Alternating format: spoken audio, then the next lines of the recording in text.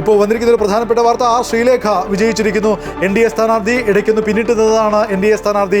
ആ ശ്രീലേഖ അവർ ഇപ്പോൾ വിജയിച്ചിരിക്കുന്നു എന്നുള്ളതാണ് ഏറ്റവും പ്രധാനപ്പെട്ട വിവരം. നമുക്ക് നേരത്തെ ഉള്ളൊരു താരതമ്യം വളരെ പെട്ടെന്ന് തന്നെ നോക്കിയിട്ട് വരാം. ജില്ലാ പഞ്ചായത്തുകൾ നേരത്തെ 12-2 എന്നുള്ള ഘട്ടത്തിലായിരുന്നെങ്കിൽ ഇപ്പോൾ 6 LDF-ഉം 6 UDF-ഉം എന്ന രീതിയിലാണ് കാര്യങ്ങൾ എത്തിയിരിക്കുന്നത്. മുനിസിപ്പാലിറ്റിയുടെ കാര്യം നേരത്തെ 43 LDF-ഉം 42 UDF-ഉം ആയിരുന്നെങ്കിൽ മുനിസിപ്പാലിറ്റിയിൽ ഇപ്പോൾ വന്നിരിക്കുന്നത് 29 മാത്രമാണ് LDF മുന്നിട്ട് നിൽക്കുന്നത്. 52 UDF നിലവിൽ തന്നെ ലീഡ് നേടിയിരിക്കുന്നു. അപ്പോൾ ആ രീതിയിൽ 2020-നേക്കാൾ കൃത്യമായൊരു ലീഡ് UDF നേടിക്കഴിഞ്ഞു.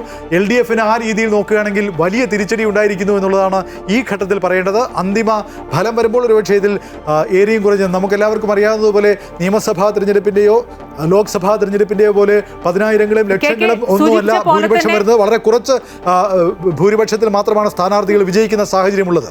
കെ സൂചിപ്പിച്ച പോലെ തന്നെ ഒരു UDF തരംഗത്തിലേക്കാണ് കാര്യങ്ങൾ പോകുന്നത്. തിരുവനന്തപുരം കോർപ്പറേഷനിലും തന്നെയാണ് രാഷ്ട്രീയ കേരളം ഉറ്റുനോക്കുന്നത്. കാരണം അവിടെ NDA ഭരിക്കുമോ എന്നുള്ളതാണ്. ആ ശ്രീലേഖ ശാസ്തമംഗലം വാർഡിൽ നിന്ന് വിജയിച്ചു. കവടിയാറിൽ ശബരിനാഥന് വിജയിച്ചിട്ടുണ്ട്.